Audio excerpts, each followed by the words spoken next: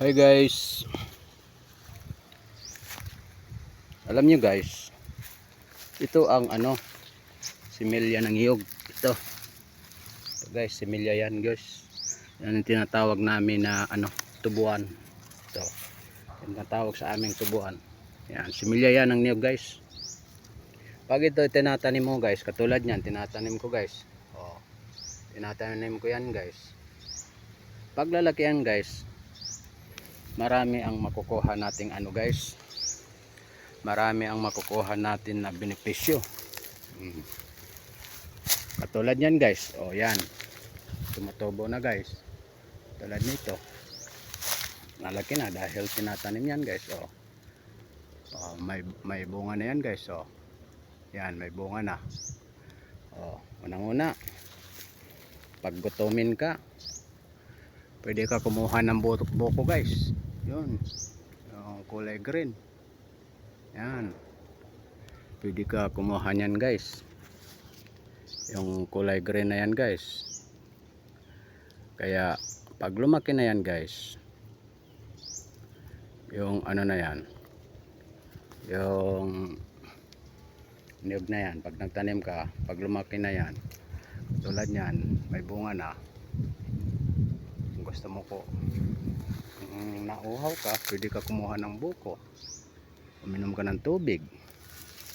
Kung nagutom ka, pwede ka rin kumain ng buko, yung laman niya, pantawid sa gutom lang. Pag dito ka sa taniman, yun, may mga bunga na yan guys. Pag magtanim ka, katulad nito, tinatanim mo, lalaki yan, katulad niyan, maka-benefits ka sa bunga niya. Kakain ka ng buko, maka ka pa ng sabaw ng buko, yung uhaw mo. Pag inuhaw ka, makainom ka, mawala na yung uhaw mo. Katulad din nito, itong dahon niya, ito, dahon niya. Pag ito kinuha mo guys, ito kinuha mo ito, kunin mo itong dahon, magaging na yan guys. Itong pinalalabas yan, walis tingting, yun tinatawag sa amin, walis tingting. Makapaglinis ka na ng bakuran. Damihan mo ito guys, mga 30 piraso, marami na yan, makalinis na ng bakuran yan. Yun ang mga benefits na makukuha mo. Katulad din ito guys, ito galing din ito sa sa niyog. Ito tinatawag sa aming palwa. Ito guys, galing din yan sa niyog guys. Kasi tuyo na ito guys, putol-putulin mo lang yan, pwede na yan panggatong guys. Biro mo, magkaroon ka pa ng panglinis ng bakuran. Ito ganito, walis tingting. Kung damihan mo, ka pa, makapagsaing ka pa. Yan, katulad nito, putol-putulin mo ito guys, pang na yan, panggatong. Makakain ka pa ng buko. Pag inuuhaw ka, inom ka ng sabaw ng buko, mawala na yung uhaw mo guys. Yun ang daming benefits talaga sa sa niyog guys. Pwede ka pa kumuha ng dyan guys, yung suka. Hindi lang suka, yung ininom ng mga yung mga binata, may yung may edad, tinatawag na guys, tuba. Suka, tuba, pwede ka kumuha dyan.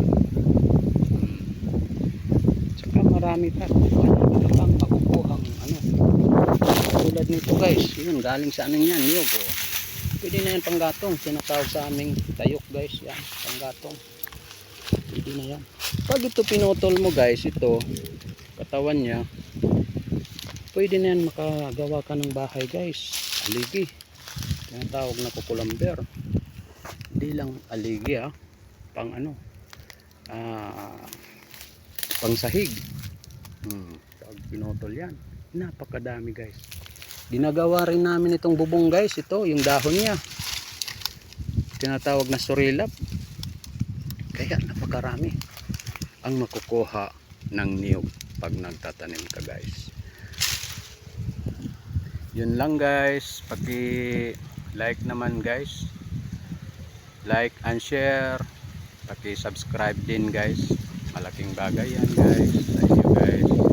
Thank you guys for watching.